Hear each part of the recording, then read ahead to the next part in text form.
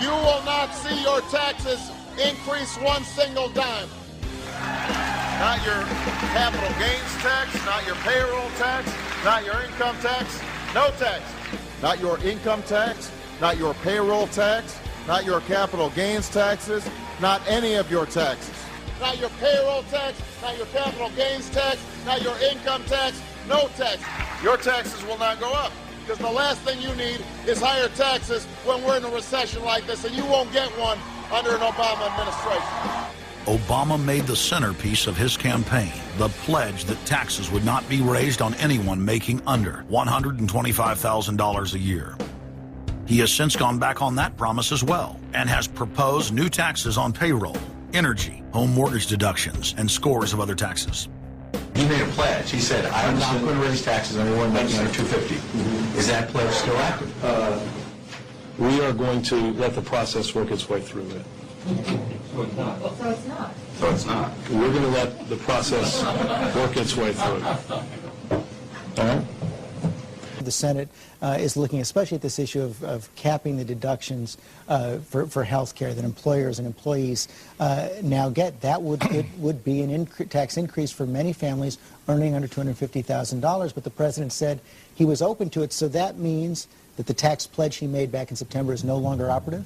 Obama said he was going to abolish the Patriot Act. He now vigorously defends it. We saw the same type of flip-flop when it came to warrantless wiretapping of the American people. Look what Obama's done with wiretapping, surveillance. He's brought it to heights even beyond what George Bush, the disgusting levels that he brought it to. So we have more surveillance. Now they're talking about, what is it called, Cybercom, the new Pentagon secret cyber society that's going to be watching over us to get those terrorists. We got to get those terrorists. So now they'll be invading our privacy even more. So, I mean, it really almost makes you ask the question, would it have been better if we'd never invented the internet and had to use paper and pencil or whatever? Now Obama is setting up the Cybersecurity Command, which the government admits completely ends the Fourth Amendment and allows President Obama to shut off the internet in the United States whenever he wishes. Indeed, in today's world, acts of terror could come not only from a few extremists in suicide vests, but from a few keystrokes on the computer, a weapon of mass disruption. As part of the new single national security staff announced this week, I'm creating a new office here at the White House that will be led by the cybersecurity coordinator. This new control grid is administered by the Pentagon. They just want to keep tabs on us. So we're turning into a surveillance, wiretapped government state. The government is taking more and more control over our lives. I can stand here today as President of the United States and say without exception or equivocation that we do not torture. Obama made a show of investigating torture, but has ignored the Army's own detailed investigative reports, which name the torturers that the White House memos document were following the directives of Bush and Cheney, the men who are most guilty for issuing the infamous orders. Some low-level soldiers have been prosecuted for their role at Abu Ghraib, but no senior officer has been held accountable in any of these cases to date. Heidi? I know that these debates lead directly, in some cases, to a call for fuller accounting, perhaps through an independent commission. Now, I've opposed the creation of such a commission. Next, Obama expanded Bush's doctrine of indefinite detention of foreigners without trial to holding citizens without evidence indefinitely, without ever even committing a crime. President Obama today proposed something new, something called prolonged detention. Pre-crime is where people are arrested and incarcerated to prevent crimes that they have not yet committed.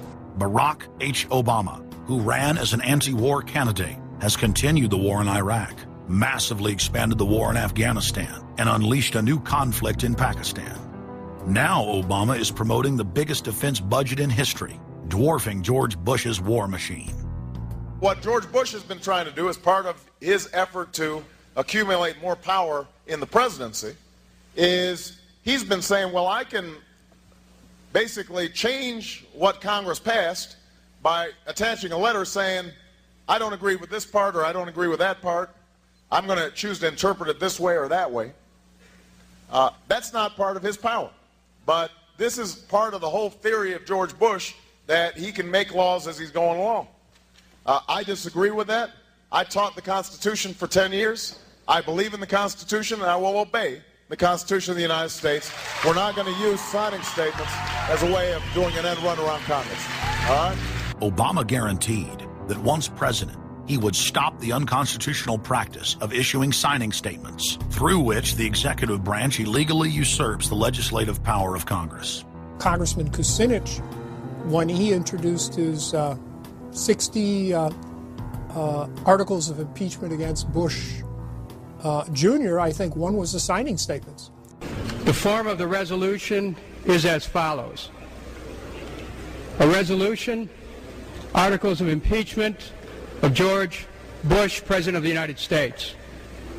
Resolved, that President George W. Bush be impeached for high crimes and misdemeanors.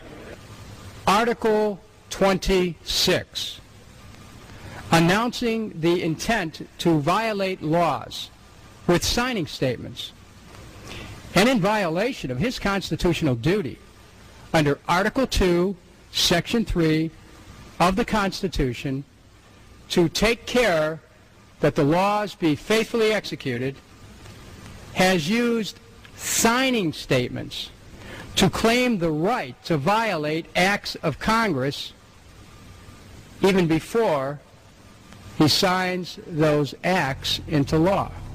Same analysis would apply to Obama and a fortiori because he taught constitutional law. He knows better. He's a lawyer licensed to practice law, who, as I am, who took an oath when he was licensed to uphold the Constitution and laws of the United States of America. With his signature on the spending bill also came Obama's first signing statement, a presidential declaration freeing him from following some of the bill's contents. I believe in the Constitution, and I will obey the Constitution of the United States. We're not going to use signing statements as a way of doing an end run around Congress. All right? He also promised that he would call on Congress to take at least 5 days to read new legislation before it was voted on. When there's a bill that ends up on my desk as president, you, the public, will have 5 days to look online and find out what's in it before I sign it, so that you know what your government's doing. But from his first day in power, he has aggressively pressured Congress to quickly pass bills before lawmakers and the public even have a chance to see them. I will state his parliamentary inquiry. Madam Speaker, in order to try to figure out what we're doing, how much damage the country, I tried to get a copy of the bill. We have out here on the table 2454 that has 1,090 pages in it, but I've understood since debate in here that there's another 300 pages that were added in the middle of the night. My inquiry is, how do I get a copy of the other 300 pages that people on here or here on the floor hadn't had a chance to read or see? Where do we get that before we cram this down on the American people? Is there somewhere physically in the House of Representatives a copy of what we're voting on?